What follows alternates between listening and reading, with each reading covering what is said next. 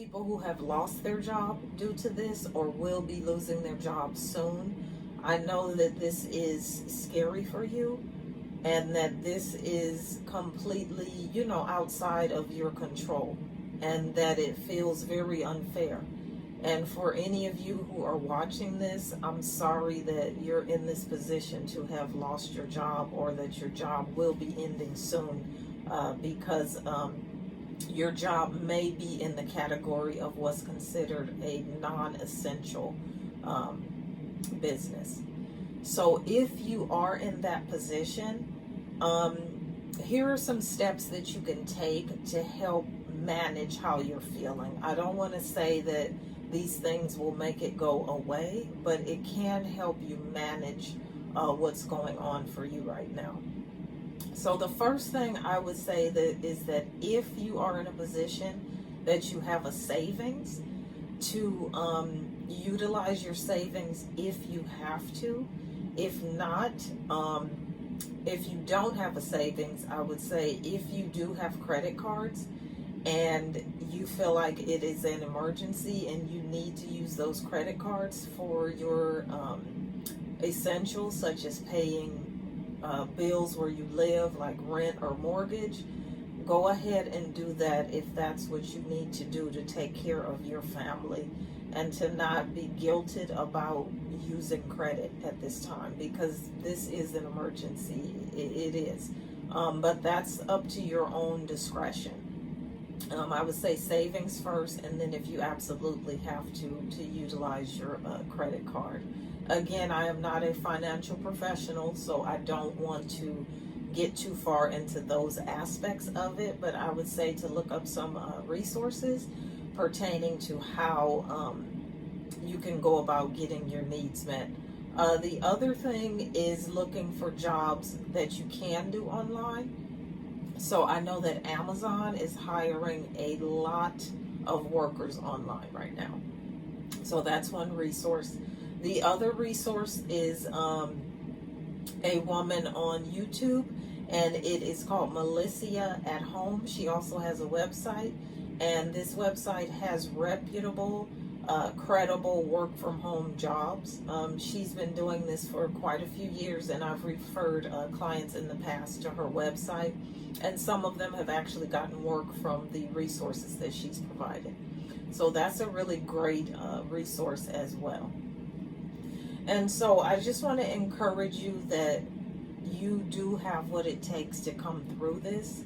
You are strong enough, you are brave enough, and you do have all that you need inside to get the answers that you need in order to move forward from all of this if you have lost your job.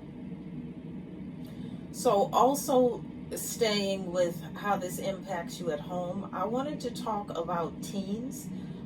Because sometimes parenting a teen versus parenting a small child is a completely different experience. So for some of you, you may have teens who are stepping up and, not causing a lot of stress in the household. And some of you may have teens who are not doing that. They may be engaging in defiance. They may be ignoring the recommendations for social distancing and trying to leave the house to go see their friends. And it may be causing a lot of stress in your household. And so these are some things that you can do to try to gain a little more control as well as influence.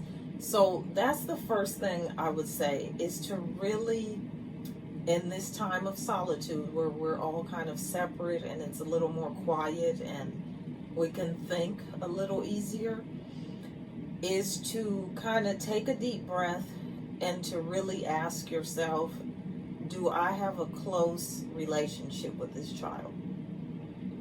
If you don't, I would encourage you to take the time to spend with this particular teen who is kind of, in your view, wreaking havoc. To play board games with them, to ask to listen to their playlist, to watch movies with them, let them choose the movie. And through that connection, they may learn to respect your boundaries as well as your influence when you tell them no, you can't do certain things. So the number one thing I would say is to try to build your relationship with them if the relationship is, in your opinion, not that close. The other thing I would say is in the immediate, as an immediate answer, you can set the expectation by having a house, like a family meeting, and you and whoever your partner is, or if you're a single parent, either one, to have a family meeting about what's going on. Make sure it's age appropriate, not to scare the younger children, but just conveying the idea that things will be different. You're not sure how long it'll be different, and that you need each of their help, and that you need for them to listen to you and to follow your instructions and to be helpful, and that helpful or behavior will be rewarded. And so some rewards that you can use for the little ones include stickers and more TV time, or more cuddle time, or coloring, or those things. So for the older ones, their connection is through their phone, as most of us are. So if you are in a situation where your teen is not listening and they're engaging in defiance, I would encourage you to use something called removal of privilege. So their phone is a privilege. It's not their right to have a phone. This is a privilege that's given to them by you. You most likely are the one who's paying the phone bill. If you are not the one who's paying the phone bill, that can be tricky, because they may say to you, no, I'm not giving you my phone because I have a part-time job and I pay for this. What you can do is, most likely they don't pay for the Wi-Fi. So if you're not able to get their cell phone from them, I would strongly encourage you to change the Wi-Fi password, so that they have to earn it back. That's one of the things that you can do. The other thing, like I said, is to, physically ask for their cell phone. You can also work backwards. So if you have a child who responds more to rewards than they do to punishment or to discipline, I would say to start the day off where you already have their phone, and then they can earn it back through their behavior throughout the day. The more helpful they are, the more screen time they get. And this is for the teens. So those are some things that you can do. But just to remember, mom and dad, that you do have options here.